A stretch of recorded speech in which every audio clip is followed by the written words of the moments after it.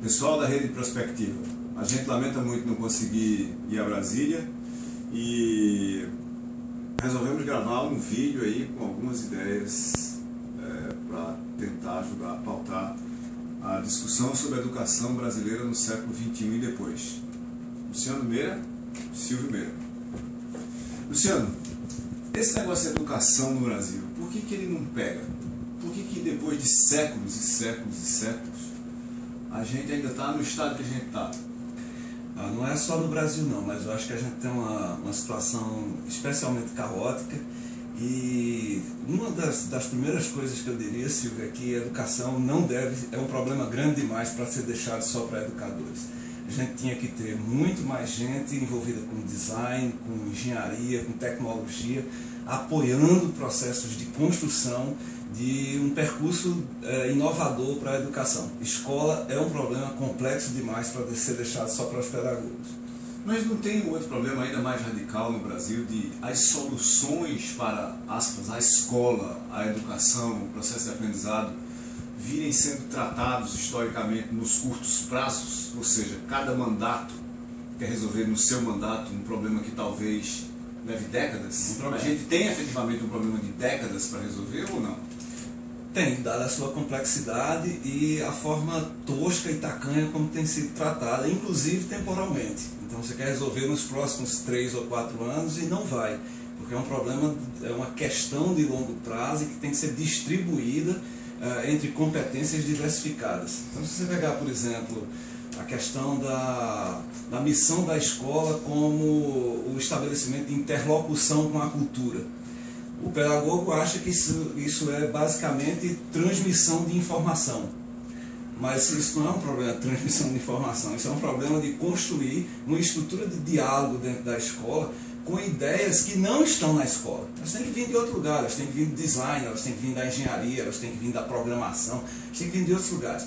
Os educadores sabem talvez como organizar isso dentro da escola, mas não está vindo da educação as melhores ideias para fazer isso. Esse isolamento da escola em relação aos outros corpos na sociedade, ele não é gerado, às vezes, e talvez direta e explicitamente, no próprio processo de educação em silo dos educadores? Ou seja, nos lugares onde nós formamos as pessoas que vão educar os mais jovens, que são as universidades, elas estão, completamente separadas da sociedade, e 2, completamente separadas entre si dos seus vários núcleos de competência. Será que o problema não é realmente muito maior para resolver a escola, no sentido do fundamental e do médio? A gente tem que resolver também a universidade, e só uma solução sistêmica, profunda, de longo prazo, daria realmente conta do problema? 100% concordância. Será que essa não é a maior inovação? Quer dizer, será que a grande inovação não é a gente pensar o sistema como um todo e introduzir o tempo, o longo prazo, chegar e dizer, olha, nós vamos fazer alguma coisa profunda e determinada na educação do Brasil no horizonte de 50 anos, daqui até 2060. Se a gente fizer assim, você não acha que a gente começa a resolver o problema mesmo? Até porque a maior parte das pessoas envolvidas nessa discussão aqui na Rede Prospectiva estará morta lá, e aí a gente vai ter tempo.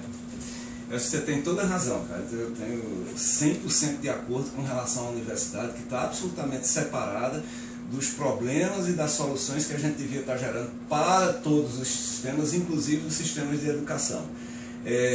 Interessantemente, vasculhando a revista de estudos do ensino superior, eu encontrei um paper da década de 60 ainda, chamado Inovação no Ensino Superior, que apontava justamente o seguinte: na universidade, onde nós encontraríamos potencialmente exatamente todas as competências que você precisaria para inovar em toda a sociedade, essas competências não são articuladas suficientemente para inovar dentro do próprio campus. Então o próprio ensino universitário ele é absolutamente falido, no sentido que ele não faz uma interlocução com a cultura, ele não promove a autoria de conhecimento.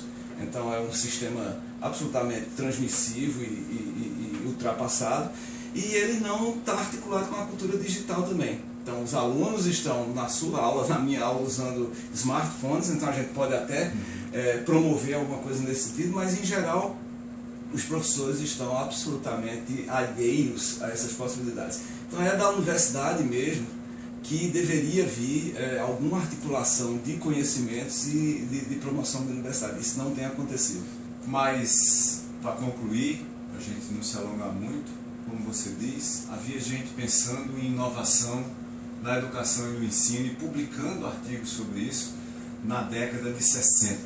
Talvez o que a gente precise fazer mais é efetivamente fazer mais e não só pensar mais sobre o problema. Eu acho que a gente já pensou muito sobre o problema, mas a gente nunca se dedicou a fazer coisas profundas que passassem do nível de pilotos educacionais e de experimentos de pequeno porte que ganham prêmios. A gente está cheio disso. Ou de artigos para lotar os currículos Lattes. Ou de artigos para lotar o currículo Lattes. Né? Talvez uma coisa interessantíssima que a gente pudesse fazer pela educação brasileira seria, acabar com esse processo de avaliação sintático baseado em currículo Lattes.